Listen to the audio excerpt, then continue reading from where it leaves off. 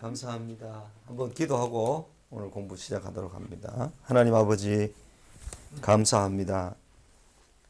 우리에게 말로 다 할 수 없는 은혜를 베푸시는 하나님 아버지, 우리를 구원하여 주신 그 크신 은혜도 우리가 너무나 감사하온데 이 땅에 살면서 우리에게 필요한 것을 날마다 공급하시고 또 우리에게 어려운 상황에서 구원하여 주시고 우리의 살 길과 우리의 방패가 되어 주신 것을 감사합니다. 하나님 아버지, 이날 아침에도 저희들이 정해진 시간에 함께 하나님 말씀 가지고 공부하려고 합니다.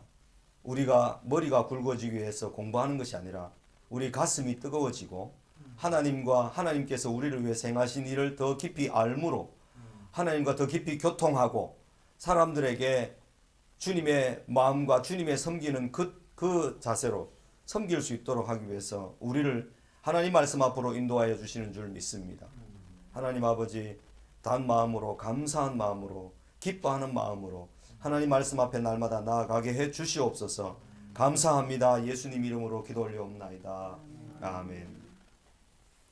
오늘은 교환 50페이지입니다. 50쪽.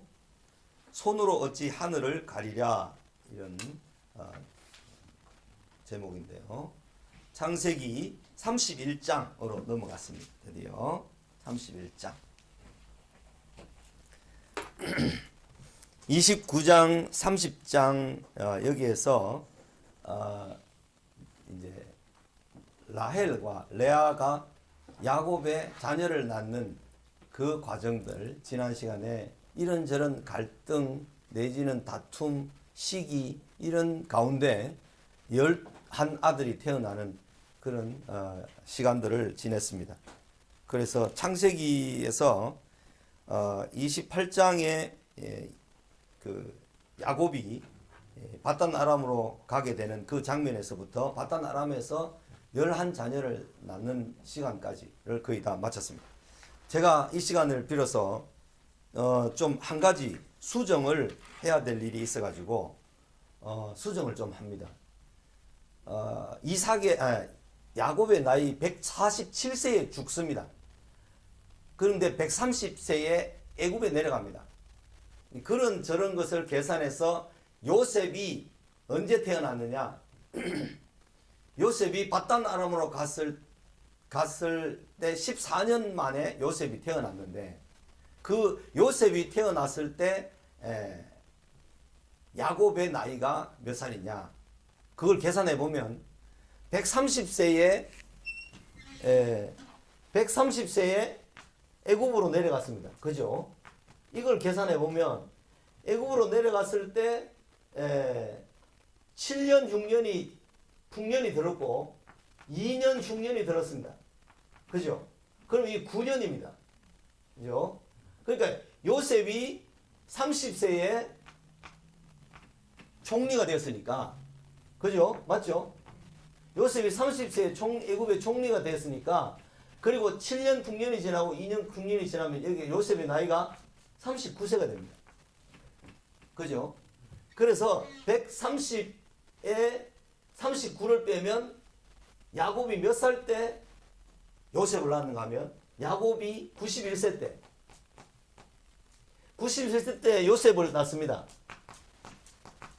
요셉을 91세 때 낳으면 여기서 14를 빼면, 그죠? 바단 아람에서 외삼촌 집에서 7년을 일하고 또 7년을 일하고 그 다음에 6년은 또 뒤에 이제 자기의 그 양떼들을 모으는 시간으로 6년 더 일해서 20년 되잖아요.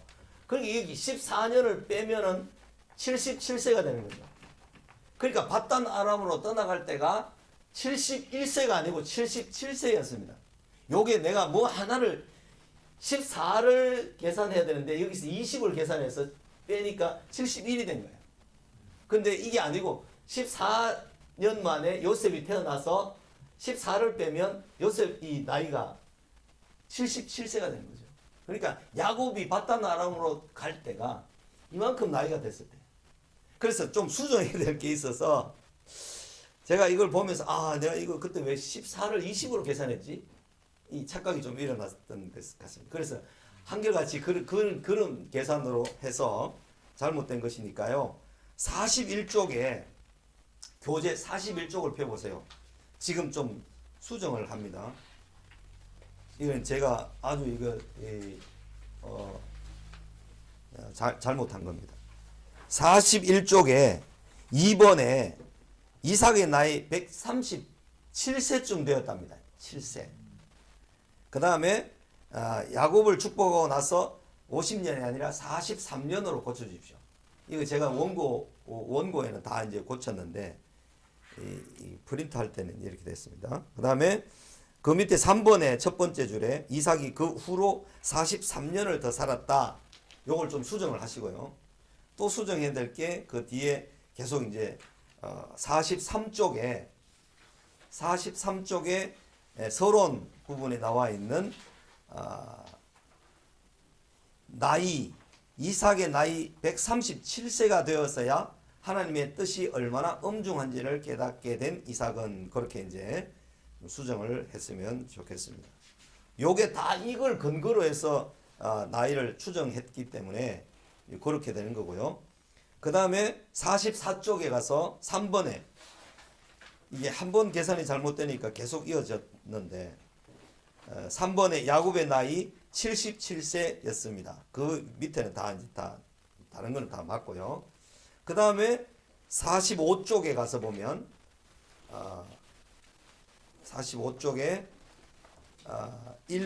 제일 위에 서론 부분에 끝에 71세가 아니라 77세 하늘에 연결된 사닥다리 그 바다나무로 떠날 때는 77세였는 것이 맞습니다.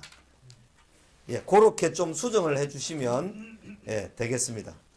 그것만 수정하면 다른 거는 수정할 게 전혀 없습니다.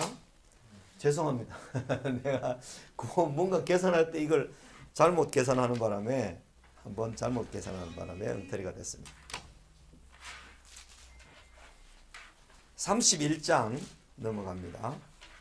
야곱이 라반을 떠나다 그랬습니다. 하란에서의 20년 중에 앞선 14년은 야곱이 4아내와 11아들을 얻기 위해 보낸 시간이었습니다. 후반 6년은 야곱이 재산을 얻는 시간이었습니다. 14년을 무임금으로 일했는데 나머지 시간 동안에 라반이 사위였던 야곱에게 선하게 대했다면 얼마나 좋았을까요? 그 6년 동안에 라반은 야곱의 품삯을 10번이나 변경하면서까지 야곱의 재산이 늘어나는 것을 방해했습니다. 그러나 하나님께서 야곱에게 복 주시는 일은 라반이 아니라 사탄이라 할지라도 막거나 방해할 수 없습니다. 이것을 믿어야 합니다. 우리가 하나님의 자녀로 부름을 받았고 하나님의 백성으로 선택을 받아서 이 땅에 살고 있다면 악한 자가 우리를 만지지도 못한다는 요한 1서에 나오는 그 말씀처럼 악한 자가 아무리 우리를 욥처럼 시험을 주고 시련을 주고 막 이렇게 해도 우리를 결코 해할 수 없고 우리를 자기 마음대로 할 수가 없다. 왜냐하면 하나님께서 우리에게 하나님께서 책임지시고 하나님께서 복 주시기로 은혜를 베풀어 주시기로 약속하신 존재가 우리들이기 때문에 결코 하나님의 일을 막을 수가 없다는 거죠. 이것이 하나님의 사람들이 가지는 마음의 넉넉함이고 믿음이고 어떤 자존감입니다. 장애물, 힘든 일 그 누구도 하나님의 백성들에게 주어지는 복을 막을 수는 없습니다. 외삼촌과 그 아들들의 좋지 않은 안색과 말, 야곱이 외삼촌의 집에 20년이 되었을 때 야곱은 이전과는 사뭇 달라진 라반과 그 아들들의 시선을 느낄 수 있었습니다. 라반의 아들들은 야곱을 깎아내렸습니다. 야곱이 우리 아버지의 소유를 다 빼앗고 31장 1절에 우리 아버지의 소유로 말미암아 이 모든 재물을 모았다. 이렇게 야곱을 깎아내립니다. 라반의 아들들이. 팔은 안으로 굽는다고 라반의 아들들은 라반의 재물이 줄어드는 것과 야곱의 재물이 늘어나는 것을 보면서 시기심과 상실감을 느꼈습니다. 라반이 온갖 작전과 술수를 다 써도 야곱의 재산이 늘어나는 것을 막을 길이 없었습니다. 그래서 아들들은 야곱이 도둑질을 일삼고 아버지 덕에 재산을 다 모았다 이렇게 막 비난했습니다. 그뿐만 아니라 라반은 이중성을 가지고 있었습니다. 무임금으로 일할 때는 야곱의 노동이 자기 재산을 불려주었으므로 여호와께서 너로 말미암아 내게 복 주신 줄을 깨달았노니 이렇게 말을 했거든요. 30장 27절에서 그렇게 말해놓고 이제 와서는 안색이 바뀌고 사위의 재산이 많아지는 것을 시기하였던 것입니다. 하나님께서 나타나셔서 야곱에게 네 조상의 땅 네 족속에게로 돌아가라. 내가 너와 함께 있으리라고 말씀하셨습니다. 야곱은 하나님의 음성뿐만 아니라 주변의 모든 환경을 통해 돌아가야 할 때임을 깨달았습니다. 야곱은 그의 아내들 즉 라반의 두 딸을 불러 그들의 의향을 물어보았습니다. 야곱은 자기가 라반의 양떼를 치면서 지금까지 지켜본 것을 아내들에게 길게 말하였습니다.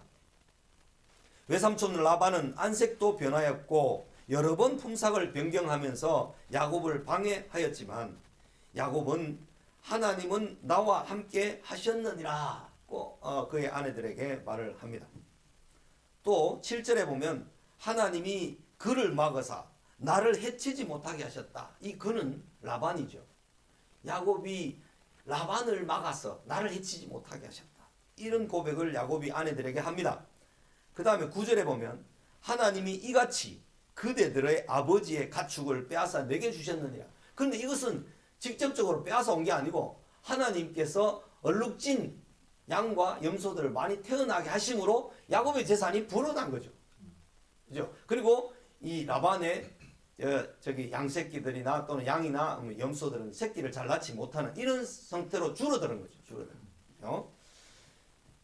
야곱은 자기의 신실함을 아내들도 알지 않느냐고 확인했습니다. 야곱의 아내들도 자기 아버지를 오히려 비난하며 하란을 떠나야 한다고 야곱에게 말하였습니다. 그러니까 아내들도 아버지를 오히려 불신하고 남편이 얼마나 성실하게 진실하게 일했는지를, 그리고 하나님께서 야곱과 라반 사이에 품삯을 약속한 대로 이렇게 이 양떼는 더 많아지고 아버지의 양떼는 점점 줄어들고 하는 것을 통해서 이제 딸들은 아버지에게서 마음이 떠났고 야곱에게 마음이 돌아서서 야곱과 함께 이제 야곱의 고향 가나안 땅으로 가자 이렇게 된 거죠. 하나님의 말씀과 이 모든 경험적이고 환경적인 증거들은 야곱이 하란을 떠나 고향으로 돌아가야 할 때가 되었음을 분명히 확증해 주었습니다. 하나님께서 말씀하시는 것과 함께 자기의 아내들의 환경, 그리고 외삼촌의 환경, 외삼촌의 자녀들의 그 안색들, 대하는 말들, 이런 것들이 다 사실은 야곱이 이제는 여기 더 있어는 안 된다, 떠나야 된다, 이걸 확실하게 이제 알게 된 것이죠. 야곱은 꿈을 통해서도 자기의 재산을 하나님께서 번성하게 해주시는 것을 깨달았습니다. 하나님의 사자가 야곱에게 해준 말씀 역시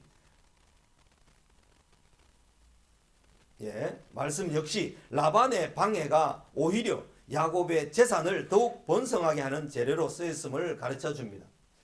왜 그런 게 있잖아요. 원수가 우리를 계속 핍박하는데 핍박할수록 오히려 더 늘어나는 거 있죠. 이게 이제 출애굽기 역사잖아요. 애굽의 바로 왕이 이스라엘 백성들이 숫자가 많아지는 것 때문에 더 심한 노동을 시켰고 더 심한 착취, 더 학대를 하고 아이를 다 죽이라 그러는데도 이스라엘 백성들의 자녀들은 더 늘어나는 거죠. 더 번성하게 되는 거죠. 이런 것과 비슷한 이치입니다. 그래서 우리가 사람들로부터 예수님을 신뢰하고 하나님을 믿고 그 법 안에서 살려고 하는 그런 삶을 살 때 세상으로부터 미움과 공격과 오해를 받을 수 있습니다. 그러나 그렇다고 해서 그 사람들의 기준과 근거로 돌아가 버리고 그것에 우리의 삶이 결정되도록 그 말을 너무 신중하게 깊게 듣고 그렇게 가버리면 우리의 신앙이나 우리의 신앙의 수준이 원점으로 돌아가 버립니다. 한참 자라서 잘 자라가다가 원점으로 돌아가 버리면 어떻게 됩니까? 안 되잖아요.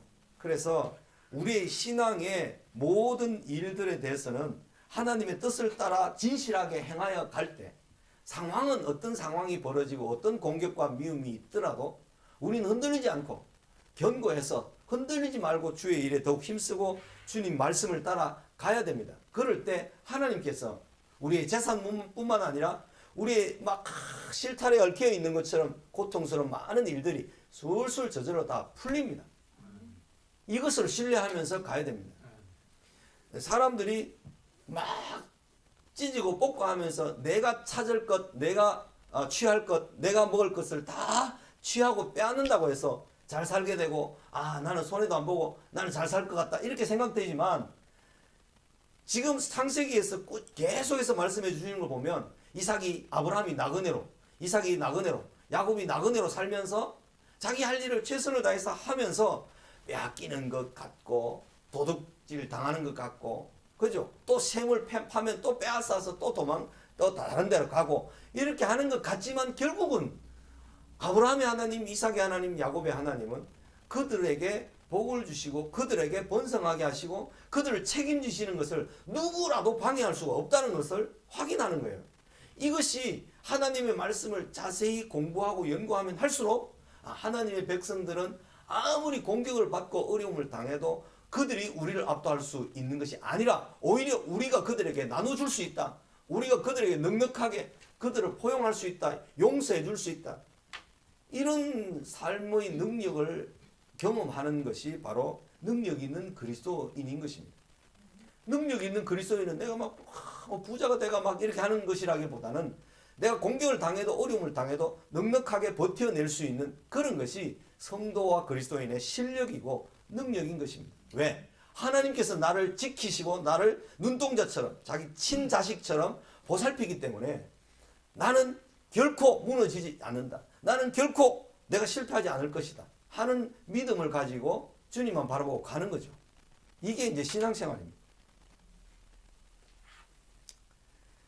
계속해서 읽습니다. 라반이 내게 행한 것을 내가 보았노라. 라반이 네게 행한 것을 내가 보았노라 라고 하는 이 12절 말씀을 보면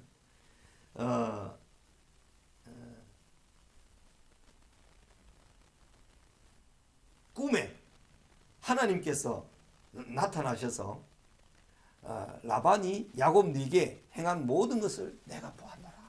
하나님께서 이렇게 말씀해 주신다는 거죠. 하나님의 사람이 미움을 받을수록, 방해를 받을수록 하나님께서 더 사랑하시고 보호하십니다. 그래서 의를 위해서 핍박을 받는 자들은 기뻐하라. 하늘에서 너희 상급이 크다. 이렇게 말씀을 해 주시는 것입니다. 그러니까 의를 위해서 핍박을 받는다는 말은 야곱이 외삼촌이 온갖 수단 방법을 가리지 않고 악을 행하니까 나도 적당하게 악을 행하자. 이런 식으로 살지 않았다는 거죠. 야곱은 자기 할 일과 자기 의와 자기의 성실과 진심을 다해서 계속해서 살 뿐이었습니다. 그런데 하나님께서 그렇게 사는 의를 행하면서 사는 사람들, 핍박을 많이 받지만 어려움을 당하지만 의를 위해서 사는 사람들에게 하나님이 지키시고 보호하신다는 믿음으로 야곱이 살았던 거죠. 오늘 우리도 그렇게 삶으로 야곱에게 하나님께서 복 주신 것처럼 하나님께서 우리에게 복 주시는 것을 모든 사람이 볼 수 있도록, 모든 사람이 맞다, 저 사람에게는 하나님이 함께 하시는구나 하는 것을 알 수 있도록 그렇게 우리의 삶이 흔들림 없이 걸어가야 할 줄로 믿습니다. 야곱의 복에 방해꾼이었던 라반은 그의 딸들에게도 다 보여서 알려졌습니다. 그로 인해 딸들로부터도 아버지 라반은 지지를 받지 못하게 되었습니다. 라반의 딸들의 말은 그녀들의 아버지에게 얼마나 실망했는지를 잘 보여줍니다. 우리가 아버지 집에서 무슨 분깃이나 유산이 있으리요. 아버지한테는 아버지가 너무 약삭 빠르고 이속에 빨라가지고 딸들한테는 하나도 줄 것이 안 줄 것 같다라는 사실을 확인하게 된 거죠. 또 아버지가 우리를 팔고 야곱에게 팔았다는 거죠. 이 팔았다는 말은 7년간 무임금으로 노동하게 했고 또 7년간 무임금으로 노동하게 했으니까 우리를 이 야곱에게 팔아먹었다는 거죠. 아버지 그 재산을 늘리기 위해서 아버지가 우리를 외국인처럼 여기는 것이 아닌가, 이런 표현들이요. 또 16절에 보면 하나님이 우리 아버지에게서 취하여 가신 재물은 우리와 우리 자식의 것이니 이제 하나님이 당신에게 이르신 일을 다 준행하라. 야곱에게 아내들이 이렇게 말합니다. 하나도 아닌 레아와 라헬 둘 다. 그렇죠? 이렇게 말한다는 것은 그들의 그 어떤 종들은 라반의 딸들이 아니잖아요. 빌하와 실바는. 그렇지만 레아와 라헬은 라반의 친딸로서 지금 아버지에게는 마음이 다 떠났고 아버지가 하는 행실과 아버지의 그 꼼수 뭐 이런 것들을 다 보면서 환멸을 느낀 거죠. 그래서 이제는 아버지하고는 더 이상 이제 아니다 하고 우리 가자. 이렇게 이제 된 거죠. 로마서 8장 35, 37절에 보면 기록된 바 누가 우리를 그리스도의 사랑에서 끊으리요. 환난이나 곤고나 박해나 기근이나 적신이나 위험이나 칼이라. 기록된 바 우리가 종일 주를 위하여 죽임을 당하게 되며 도살당할 양같이 여김을 받았나이다 함과 같으니라. 그러나 이 모든 일에 우리를 사랑하시는 이로 말미암아 우리가 넉넉히 이긴다. 그랬습니다. 이긴다는 말씀에 대해서 요한계시록에는 이기는 자에게 주시는 상과 복을 이제 이기도록 격려를 하고 있는데 일곱 교회에 편지를 하는 걸 보면 이기는 것에 대해서 말씀을 하고 있는데 잠깐만요. 이걸 지금 내가 뭘 이걸 그래도 안 된다. 그런 것 같은데 우리가 넉넉히 이긴다라는 말은요, 이기는 신분이다 이런 뜻이거든요. 넉넉히 이기게 되어 있는 신분이다 이런 뜻이거든요. 왜냐하면 하나님이 우리를 사랑하시기 때문이다 이랬는데 하나님이 우리를 사랑하시는 것을 우리가 믿어야만 또한 넉넉히 이기는 것을 경험할 수 있습니다. 그래서 요한일서 5장 4절에 보면 우리가 세상을 이긴 이김은 이것이니 곧 우리의 믿음이니라 이렇게 말씀을 했어요. 믿음이라는 말은 하나님의 약속을 붙들고 그 약속에 넘어가서 엉뚱한 대로 치우치지 않고 그 약속을 온전히 붙드는 것, 그것이 이제 믿음인데 하나님의 약속을 굳게 붙들고 믿을 때 우리가 넉넉히 이기는 삶을 경험하는 것입니다. 하나님께서 우리의 신분을 이미 이기도록 만들어 놓으셨는데 이기는 것을 경험하는 것은 믿음으로 경험한다. 그렇게 이해하면 되겠습니다. 고통을 당하고 어려움을 당하고 핍박을 당하는 것을 두려워하지 마십시오. 그것을 가하는 자들의 손이 아무리 커도 하늘을 가릴 수 없습니다. 하늘의 해를 가릴 수가 없다는 거죠. 그래서 인간이 방해하는 그 모든 것들에 대해서 두려워하지 말고 심지어 우리의 목숨, 우리의 재산까지 노리고 하는 그 모든 일들에 대해서 우리의 달려갈 길을 다 달려가는 일에 조금도 흔들리지 말고 때로는 이렇게 저렇게 당할 수는 있지만 궁극적으로는 하나님께서 우리를 승리케 해주신다는 것을 믿음으로 가야 하겠습니다. 창세기 3장 17절부터 35절까지입니다. 20년 후에 슬픈 이별 이런 제목을 다뤄봤습니다. 하란에서의 20년을 마무리하고 장인 어른이면서 외삼촌인 라반과 헤어지는 야곱은 라반이 집을 떠나 있는 날을 택하였습니다. 라반은 하란에서 북쪽으로 조금 떨어진 곳에 양털을 깎으러 가고 없었습니다. 야곱은 아내들과 자녀들에게 이미 준비시켰을 것입니다. 라헬은 아버지 집을 떠나면서 아버지가 섬겼던 작은 신상 드라빔을 도둑질했습니다. 야곱은 그 거취를 라반에게 말하지 않고 가만히 떠났습니다. 양떼를 먹이러 가는 것처럼 그냥 일상적인 일로. 그러니까 라반은 북쪽으로 양털 깎으러 갔고 남쪽으로 이제 양떼를 먹이러 이제 온 거죠. 가족들을 다 데리고. 야반 도주 일종의 그런 형식이죠. 한 가족이 되어서 그 위에 야곱이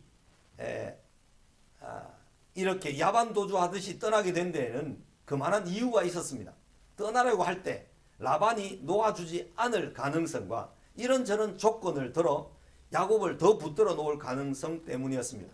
외삼촌 라반은 야곱에게 신용 불량자였습니다. 일종의 신용이 다 떨어져 버렸습니다. 야곱한테는 축복이 아니라 섭섭함의 이별입니다.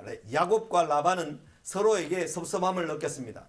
야곱이 느낀 섭섭함은 라반의 불의에 대한 것이었고 라반이 느낀 섭섭함은 말없이 라반의 집을 떠나버림 때문이었습니다. 한 가족이 되어 산 20년 세월이 서로에게 불신과 섭섭함으로 이별의 정을 나누지 못한 채 헤어진다는 것은 참 슬픈 일이 아닐 수 없습니다. 라반은 야곱을 축복하는 가운데 보냈어야만 했고, 야곱은 외삼촌께 감사하다는 말을 하고 헤어지는 것이 정상이었습니다. 그러나 야곱은 라반에게 축복받고 싶지도 않았고 감사하다는 말을 하고 싶지도 않았던 것 같습니다. 인생에서 돈과 재산이 많을수록 약자 야곱에게 라반이 한 것처럼 행할 가능성이 큽니다. 아들들과 함께 양털 깎으러 갔던 라반이 야곱의 귀향을 들었을 때에는 야곱이 떠난 지 3일이 지나서였습니다. 라반은 집으로 갔다가 야곱을 뒤따라 7일간을 달려갔습니다. 길앗산이라는 지명을 봐서 거의 400km 정도의 거리를 야곱이 이동했을 그런 때였습니다. 그러니까 한 10일 가까이, 그러니까 이렇게 이동하니까 하루에 뭐 한 30-40km씩 가면 뭐 300km, 400km 이 정도 갔을 거리가 되는 거죠. 하나님께서 이 길앗산이라는 것은 이스라엘 나라의 동쪽에 요르단 쪽에, 그죠? 이쪽으로 내려오면 길앗 쪽이 있잖아요. 요르단 북쪽이, 지금의 요르단 땅에, 요르단강 동편에, 갈릴리 바다 동편에 이렇게 보면 그 길앗이 있습니다. 라반이 야곱을 따라잡기 바로 전날 밤에 하나님께서 라반의 꿈에 나타나셨습니다. 너는 선악간에, 라반 너는 선악간에 야곱에게 말하지 말라. 하나님께서 라반에게 나타나신 것으로 봐서 라반이 야곱을 해할 가능성도 있었습니다.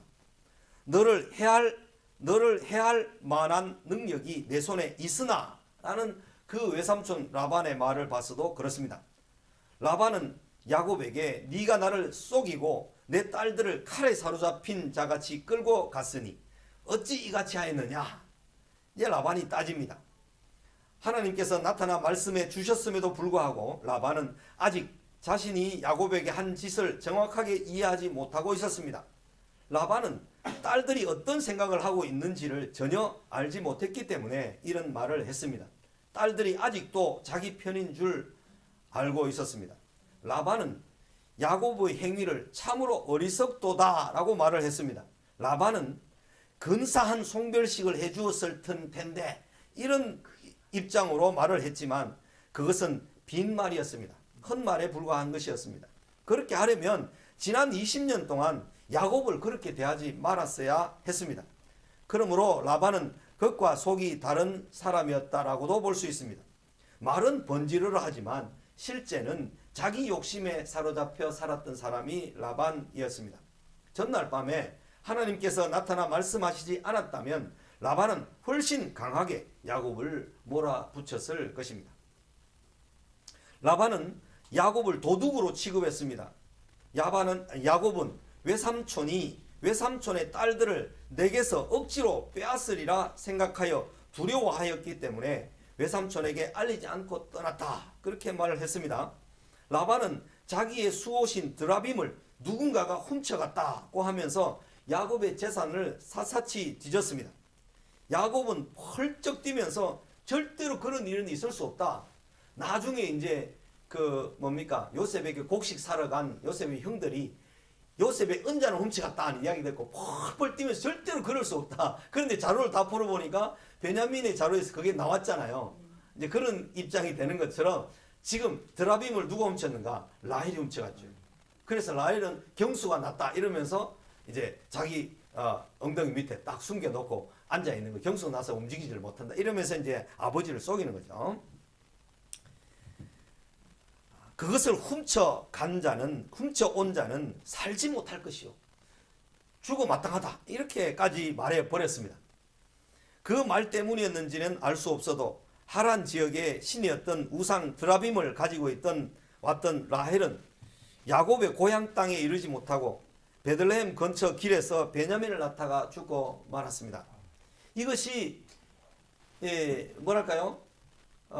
드라빔을 라헬이, 아버지의 드라빔이 내게 복을 주는 어떤 근거다라고 생각해서 가지고 왔는데 야곱이 그거 훔쳐간 자는 마땅히 죽어야 된다. 이런 이야기를 한 것과 어떤 상관관계가 있는지 정확하게 알지 못하지만 야곱의 입에서 나온 말이 그냥 단순하게 감정으로 된 말이라기보다는 어쩌면은 하나님의 어떤 섭리 가운데 있는 말이 아니었을까 이렇게 생각이 되는 거죠.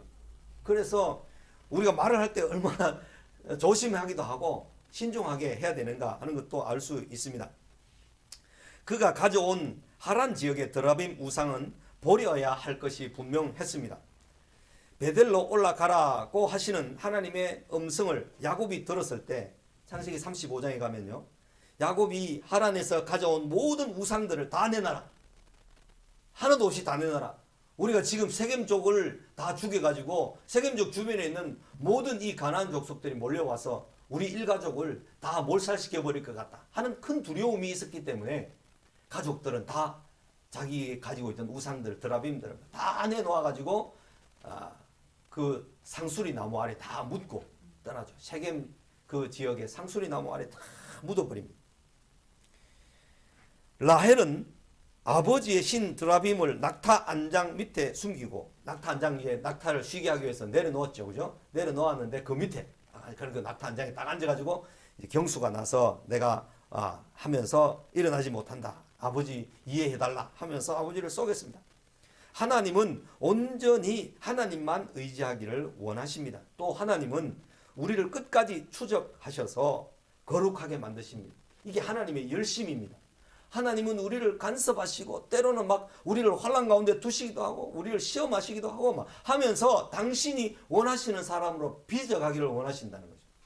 때로는 우리를 낮추기도 하시고 때로는 우리를 가난하기도 하시고 때로는 우리 부유하기도 하시고 하면서 하나님께서는 하나님의 사람으로 우리를 온전하게 하시기를 기뻐하신다는 거죠. 우리는 우리 인간의 심히 연약함과 악함과 어리석음을 야곱과 그의 외삼촌 라반과 라헬을 통해서 보는 것입니다. 그들이 성경에 나오는 아주 아브라함의 자손으로 아주 믿음과 신앙이 성숙한 사람이라고 생각만 하지 말고 그들도 똑같이 우리와 같은 성정을 가지고 감정과 욕심과 죄와 더러움과 악하고 어리석은 것을 가지고 있는 사람들이었다 하는 것을 우리가 이 말씀들을 통해서 짐작하게 됩니다. 그러면서 그들이 쉬지 않고 하나님을 의지했고 하나님을 찾았고 하나님의 말씀을 들었을 때 즐거움으로 순종했던 것을 봅니다. 삶이나 죽음이나 슬픈 이별이 되지 않도록 살아야 하겠고 우리를 끝까지 추적하시고 보호하시는 하나님만 의지하여 살아야 할 것입니다. 20년 후에 슬픈 이별의 한 장면을 우리가 이렇게 생각해 봤습니다. 이게 이제 성경을 읽다가 보면 이런 뭐랄까요? 해석과 의미 이런 것들을 행간에 있는 내용들 이런 것들을 다 생략해 놨기 때문에 모르지만 그것을 적절하게 해석하고 또 다른 구절에 있는 말씀들을 연결해서 딱 이렇게 해보면 또 그 감정과 느낌과 뭐 상황을 정확하게 좀 더 인식할 수 있잖아요. 그러면 역시 하나님께서는 그의 자녀들을 놓치지 않고 붙들고 계시는구나 하는 것을 이제 신뢰할 수가 있게 되는 거죠. 31장 36절에서 55절까지입니다. 넘어갑니다. 라반이 야곱에게 책망받다. 그렇죠? 하란에서의 20년은 야곱이 연단받는 시간이었습니다. 그 모든 시험과 연단에서 야곱은 잘 견디고 승리했습니다. 그래서 아브라함은 기다림이라 그랬죠. 믿음을 설명할 때. 기다림의 믿음. 이삭은 분별의 믿음. 야곱은 인내의 믿음이었다. 그랬죠. 그죠? 제가 지난번에 말씀을 분명히 들었습니다. 하나님의 백성들은 억울한 일을 당하여도 자기의 할 바를 최선을 다해서 합니다. 왜냐하면 하나님께서 모든 것을 아시고 갚아주시고 능히 원수들을 우리 발 앞에 꿇게 하실 것을 믿기 때문입니다. 이것은 아브라함 때에도 이삭 때에도 야곱 때에도 우리에게 가르쳐 주시는 확실한 교훈입니다. 아비멜렉이 군대 장관을 데리고 올라와서 화친을 청한 것을 통해 라반이 야곱에게 와서 화친을 맺고 축복하고 돌아간 것을 통해 알 수가 있는 것입니다. 그러니까 하나님을 모르거나 하나님을 알아도 연약하거나 성숙하지 못한 사람들이 하나님의 말씀에 의해서 순종하면서 자기의 의를 다 행하는 사람들을 볼 때 그들이 이런 사람들을 하나님의 사람들을 볼 때 내가 어떻게 해도 저 사람은 내가 말릴 수 있는 게 아니구나. 하나님의 복과 하나님의 성령이 그 위에 임해 있는 사람은 내가 방해할 수 있는 사람이 아니구나 하는 것을 그들 스스로 깨닫게 될 때까지 우리는 사실을 인내할 필요가 있다는 거예요. 야곱이 그렇게 20년 동안 인내하면서 자기 할 바 최선을 조금도 흔들리지 않고 최선을 다했기 때문에 라반으로부터도 라반의 딸들로부터도 그런 인정을 받았다는 것입니다. 라반이 야곱을 도둑 취급하여 온 재산을 사사치 뒤져서나 도둑맞았다고 하는 것이 나오지 않자 야곱은 라반을 책망하였습니다. 내 허물이 무엇입니까?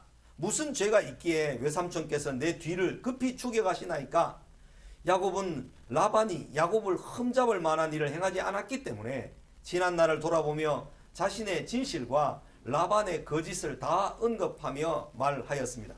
야곱이 하는 말이 틀림없었기 때문에 라반은 야곱의 말에 토를 달 수가 없었습니다. 야곱은 외삼촌 집에서 양을 돌보는 동안 암양이나 암염소들이 낙태하지 않았음을 말했습니다. 이것은 야곱과 함께 하신 하나님의 은혜였음을 말하는 것이었습니다. 외삼촌의 양떼의 순양을 내가 먹지 아니하였나이다는 말도 외삼촌의 짐승을 먹지 않으므로 축내지 않았음을 말했습니다. 잡아먹는 것도 엄청나게 신중하게 엄격하게 안 하고 내가 내게 주어진 양을 먹었습니다. 내 양을 먹었습니다. 이렇게 말하는 거예요. 야곱은 물려 찢긴 것이나 도둑 맞은 것이 있다면 자기 재산에서 보충하여 외삼촌의 재산에 손해가 난 것을 자기가 다 보충하였다고 했습니다. 야곱은 더위, 추위를 무릅쓰고 눈붙일 겨를도 없이 지냈다고 말했습니다. 외삼촌이 야곱의 품삯을 10번이나 변경했다 그렇게도 말했습니다. 야곱은 하나님께서 함께 하시지 않았다면 빈손으로 갈 수밖에 없는 그런 정도로 외삼촌은 무정하고 철저하게 자기중심적으로 야곱의 노동력을 착취하였다 그렇게 야곱은 말했습니다. 외삼촌 라반은 할 말이 없었습니다. 왜냐하면 자기 행위를 다 알고 있기 때문에. 하나님께서 어젯밤에 외삼촌에게 나타나신 것도 하나님께서 내 고난과 내 손의 수고를 보셨기 때문이라고 야곱은 말했습니다. 이 모든 야곱의 말은 외삼촌의 박대에도 불구하고 하나님께서는 야곱에게 은혜를 베푸셔서 보상하여 주셨다는 신앙 고백이었습니다.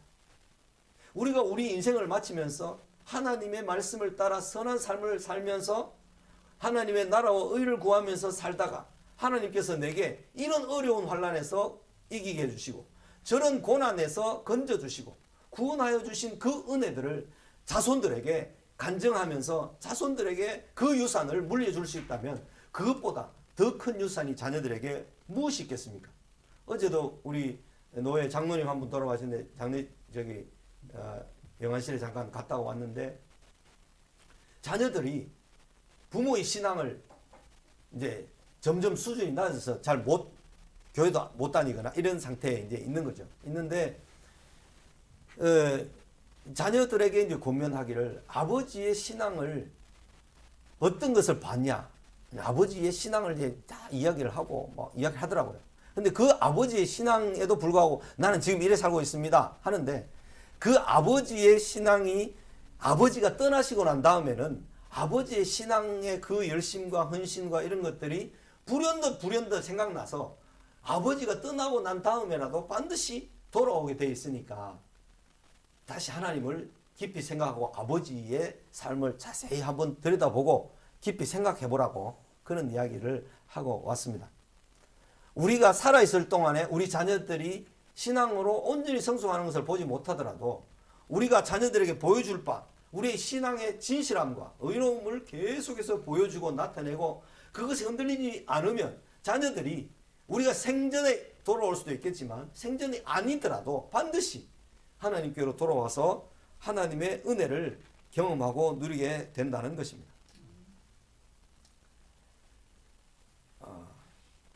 이 모든 야곱의 말은 야곱의 신앙 고백이었습니다. 라반의 화친 요청이 나옵니다. 이것은 마치 블레셋의 아비멜렉이 군대 장관 비고를 데리고 와서 아브라함과 이삭에게 화친을 청하였던 것과 비슷하죠. 그런 입장입니다. 야곱의 말을 다 들은 라반은 내가 오늘 내 딸들과 그들이 낳은 자식들에게 무엇을 하겠느냐, 어떻게 해꾸지를 하겠느냐 이 말이죠. 야곱에게 우리 서로 언약을 맺자고 하였습니다. 이것은 라반이 자기의 잘못을 인정함을 뜻합니다. 아비멜렉이 아브라함에게 이삭에게 올라와 화친을 청할 때도 자기들의 잘못에 미안하다는 의미를 포함하고 있는 것과 같습니다. 야곱과 라반은 돌무더기를 쌓고 그 곁에서 함께 먹고 라반은 여갈사하 두다 라고 했습니다. 이 여할사갈 두다. 그리고 야곱은 갈르엣이라고 이름하였습니다. 그것은 모두 증거의 무더기란 뜻입니다. 이 위에는 여갈사할 두다, 사하두다라는 말은 이제 아람어였겠죠. 그리고 이 갈르엣은 이 히브리어였겠죠. 그것은 모두 증거의 무더기. 그래서 그 무더기는 우리가 서로 떠나 있을 때 여호와께서 라반과 야곱 사이를 살피시옵소서라는 의미의 돌무더기였습니다. 라반은 또 자기의 딸들을 박대하지 말고 그들 외에 다른 아내를 맞이하지 말 것에 대한 맹세도 포함된 돌이라고 말하였습니다. 또 세 번째로 서로 경계를 삼아 이 증거들을 증거 돌을 넘어서 서로 해하지 말자는 약속의 의미도 있습니다. 그죠? 예, 이런 화친을 서로 약속을 맺었던 것입니다. 이것은 이제 20년 동안의 모든 어떤 섭섭함, 갈등들을 푸는 계기가 된 것입니다. 아브라함의 하나님, 나홀의 하나님, 그들의 조상의 하나님은 우리 사이에 판단하옵소서 하며 야곱이 그의 아버지 이삭이 경외하는 일을 가리켜 맹세하고 야곱이 또 산에서 제사를 드리고 형제들을 불러 떡을 먹이니 그들이 떡을 먹고 산에서 밤을 지내고 라반이 아침에 일찍 일어나 손자들과 딸들에게 입맞추며 그들에게 축복하고 떠나 고향으로 돌아갔더라고 했습니다. 언약을 체결하는 내용이 아주 구체적으로 나옵니다. 하나님께서 족장들에게 언약을 체결하시는 방법과 유사합니다. 그죠? 언약의 어떤 맹세를 위해서 하나님께서 아브라함에게 짐승을 잡아서 각을 떠놓아라. 뭐 그렇게 하셨던 것처럼 그 각 떠놓은 짐승 사이로 언약 당사자인 두 사람이 함께 지나감으로 그 언약이 체결되어서 이 언약을 어기는 날에는 이 짐승이 죽임을 당한 것처럼 우리도 죽임을 당한다 하는 그런 언약. 그죠? 그 베리트라는 말, 언약이라는 말의 그 베리트라는 용어는 자르다 또는 배를 가르다 이런 뜻의 용어거든요.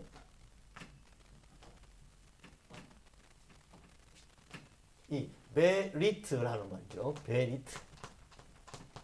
이 베리트라는 말은 언약이라는 말인데 이 언약이라는 말은 짐승의 배를 가르다. 이런 의미로. 그래서 짐승의 배를 갈라놓고 그 사이로 지나가는 것은 언약을 어기게 되면 우리도 이 짐승처럼 죽임을 당한다. 이런 뜻으로 베리트. 이 언약이라는 말이 성경에 아주 많이 나오는데 이 의미의 정확한 의미는 이제 짐승의 배를 가르다. 이런 뜻이죠. 그 다음에 언약을 여기서는 라반보다 야곱이 높은 입장에서 언약식이 체결되었습니다. 맹세하고 제사를 드리고 떡을 먹고 밤을 지내고 아침에 상대방을 떠나보낸다는 내용입니다. 이 모든 일에서 이 모든 일은 야곱의 주도하에 이루어집니다. 라반은 그 언약 체결의 당사자로 참여만 하고 그때 헤어질 때 자기 딸들과 손자들에게 입맞추는 것으로 자기의 행위의 몫을 끝냈습니다. 언약은 하나님과 우리 사이에 예수 그리스도의 주도하에 맺어졌습니다. 하나님의 말씀에 복종할 것을 맹세로 확인하고 예배를 드림과 함께 떡을 떼어 성찬을 행함들이 포함되어 있습니다. 하나님과 우리 사이에 예수 그리스도의 피로 맹세하여 맺어진 언약 안에 우리가 살고 있음을 잊지 말아야 할 것입니다. 하나님의 이름이 걸린 신실하며 우리의 목숨을 걸어 살아야 하는 언약, 약속 가운데 우리가 살고 있다는 사실을 잊지 말아야 할 것입니다. 그래서 우리가 어떻게 주님을 부인할 수 있습니까? 우리가 어떻게 주님을 떠날 수 있습니까? 우리가 어떻게 주님의 말씀을 외면할 수 있습니까? 안 됩니다. 그것은 예수님께서 피를 흘려 그 피를 직접 피를 흘려서 제물이 되어 주셔서 그 사이로 우리가 지나갔기 때문에 그 피를 뿌림으로 우리가 함께 성찬에 참여해서 피를 기념하는 포도주를 마시고 살을 기념하는 떡을 먹음으로 그 언약에 동참되어 있다는 사실을 확인하면서 살아가는 것이죠. 그 예식이 바로 성찬식이죠. 성찬식. 예? 언약에 어떤 의미가 있는가 그것을 이제 확인해 주는 것입니다. 창세기 32장으로 넘어갑니다. 32장. 야곱이 예서를 만날 준비를 하다. 야곱이 마주한 두 군대. 그렇죠? 야곱은 외삼촌 라반과 공식적인 결산을 했습니다. 끝냈습니다. 이제 하란에서의 모든 20년간의 시간이 정리되었습니다. 그러나 야곱에게 남아있는 하나의 심각한 고민은 고향으로 돌아오면 피할 수 없는 형의 낯이었습니다. 20년 동안 형의 마음이 부드러워졌을까? 그 큰 고민을 안고 야곱이 길을 가는데 하나님의 사자들이 그를 만났습니다. 야곱은 그들을 하나님의 군대 마하나임이라고 하였습니다. 야곱이 세일 땅에 있는 형의 동향, 이 세일 땅에는 유다 남부 지역, 네게브 사막 지역에 있는 이 세일이라는 말이 바위, 산, 뭐 이런 뜻인데요. 우리가 뭐 쉐일 오일, 뭐 쉐일 오일 이런 걸 이제 미국에서 지금 그 안반을 뚫어가지고 그 위에 물을 부어가지고 거기에서 이제 석유를 추출해내는 그런 걸 쉐일 오일이라고 그러죠. 그런 이 쉐일은 안반, 바위 이런 뜻을 가지고 있는 말인데 그 쉐일 땅에 있는 형의 동향을 알기 위하여 자기의 사자들을 에서에게 보냈습니다. 그 사자들의 보고에는 그가 형이 400명을 거느리고 주인님을 만나려고 오더이다. 이런 보고를 했습니다. 야, 살 떨리죠. 이제 400명을 데리고 왔다는 말은 야곱의 가족들을 그냥 다 막 압도하고 다 막 처리하겠다. 이런 뜻을 가지고 오는 것, 그런 모습입니다. 하나님께서는 400명의 예서의 군대에 맞설 하나님의 군대를 야곱에게 미리 보여주셨던 것입니다.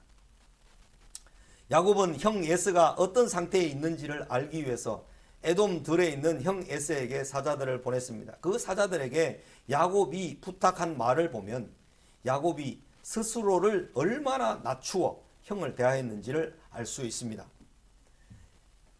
4절 5절에 보면 너희는 내 주 에서에게 이같이 말하라. 내 주라고 말했습니다. 종들에게. 그리고 주의 종 야곱이 이렇게 말했습니다. 이같이 말하기를 내가 라반과 함께 외삼촌 라반과 함께 거류하여 하며 지금까지 머물러 있었사오며 내게 소와 나귀와 양떼와 노비가 있으므로 사람을 보내어 내 주께 알리고 예서 당신은 내 주입니다. 이렇게 주께 알리고 이렇게 표현했습니다. 내 주께 은혜 받기를 원하나이다. 이제 이 당시에 주, 종 이런 개념들은 사람 사이에도 당신은 내 주입니다. 이렇게 표현하는 것이 이제 일반적이었던 것 같습니다. 그래서 엘리에셀 종이 주라고 아브라함에게 이렇게 표현하는 것처럼 그런 표현들이죠. 이 표현들은 야곱이 예서를 얼마나 두려워하고 있는지를 보여줍니다. 그러나 한편으로는 아이러니, 모순이었습니다. 하나님께서는 야곱의 어머니 리브가에게 여호와께서 그에게 이르시되 두 국민이 내 태중에 있구나. 두 민족이 내 복중에서 붙어 나누이리라. 이 족속이 저 족속보다 강하겠고 큰 자가 어린 자를 섬기리라고 25장에서 알려주셨지 않습니까? 또 아버지 이삭은 만민이 너 야곱을 섬기고 열국이 내게 굴복하리니 네가 형제들의 주가 되고 네 어머니의 아들들이 네게 굴복하며 너를 저주하는 자는 저주를 받고 너를 축복하는 자는 복을 받기를 원하노라. 27장에서 야곱이 바다나람으로 가기 전에 이삭이 축복을 해준 내용이 있습니다. 지금 야곱이 형 에서를 주로 부르고 있기 때문입니다. 약간 그죠? 실제와 뭐가 거꾸로 이제 진행되고 있죠. 이는 하나님께서 베푸신 은혜를 확인하기 전에 야곱이 형 에서의 용서를 받기 위해 스스로 낮추기 위해서 형을 주로 불렀던 것입니다. 야곱의 사자들이 형 에서에게 다녀와서 그가 400명을 거느리고 주인을 만나러 오더이다라고 보고하자 야곱은 심히 두려웠고 가슴이 답답해졌습니다.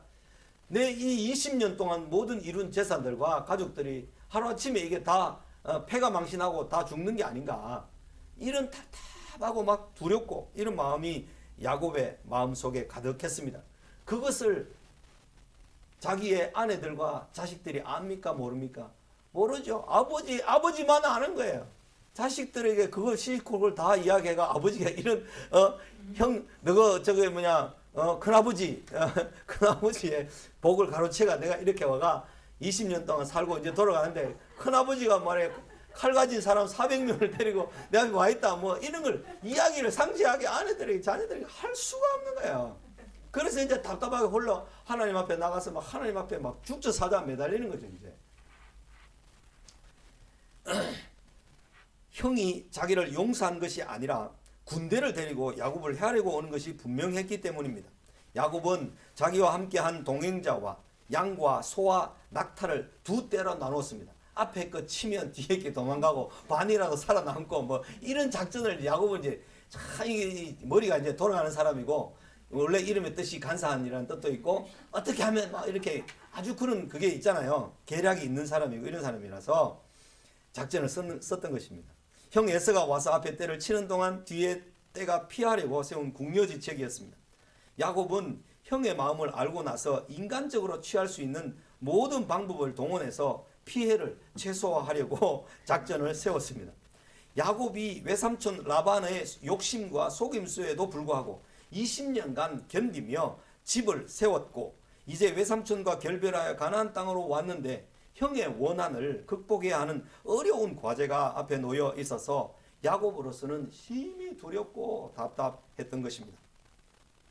하나님의 약속을 붙든 야곱이 나옵니다. 야곱은 고린도서 4장 8절에 있는 말씀처럼 우리가 사방으로 우겨 쌈을 당하여도 쌓이지 아니하며 답답한 일을 당하여도 낙심하지 아니하며 이런 마음을 가지고 있었을 것입니다. 이런 마음으로 바울 같은 그런 믿음으로 조부 아브라함의 하나님 아버지 이삭의 하나님을 부르며 지난날 하란 밧단 아람에서 하나님께서 말씀하신 것을 붙들고 하나님께 나아갔습니다. 내 고향 내 족속에게로 돌아가라. 내가 네게 은혜를 베풀리라. 이 말은 내가 너와 함께 있겠다 이런 말씀이죠. 그렇게 하시지 않았습니까? 라고 이 하나님께서 말씀하신 것을 붙들고 지금 야곱이 하나님께 떼를 쓰기 시작합니다. 야곱은 하나님의 은혜와 진리 베푸심이 자기가 감당할 수 없는 큰 것임을 고백하였습니다. 그것은 그가 밧단 아람으로 갈 때에는 지팡이만 가지고 요단강을 건넜는데 지금은 짐승들, 큰 짐승들 이제 두 떼나 이루었다라는 사실 때문이었습니다. 그런 은혜를 주신 하나님께 야곱은 하나님의 약속을 붙들고 간절히 구하였습니다. 제가 언제 한번 설명한 적이 있지만 우리가 말하는 기도와 간구라는 말을 했을 때 기도라는 말이 무슨 의미냐?